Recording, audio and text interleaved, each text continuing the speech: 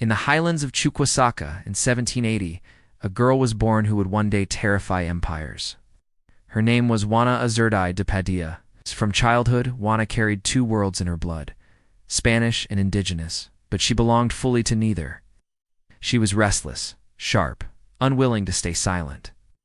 The convent tried to tame her spirit, but the wild mountains of Bolivia called her heart to something greater. When revolution swept through South America, Juana answered. She did not hide behind her husband's name. She rode beside him, sword in hand, mounted on her horse. She became a guerrilla commander. Her soldiers followed her not because she was a woman, but because she was fearless. Juana fought while pregnant, leading charges with a child in her womb. She fought while wounded, refusing to yield even as blood stained her uniform.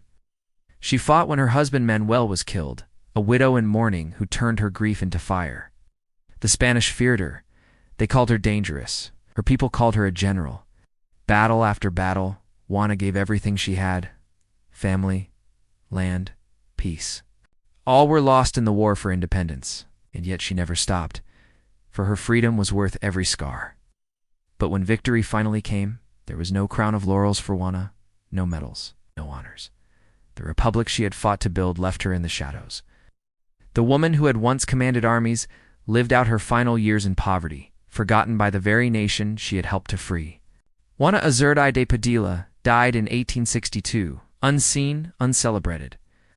Only later did the world remember her name. Statues were raised, streets were christened. Leaders called her a heroine, a mother of independence. But these tributes came too late. It's too late for the warrior who had already given her life to history. And so her story remains both a triumph and a warning.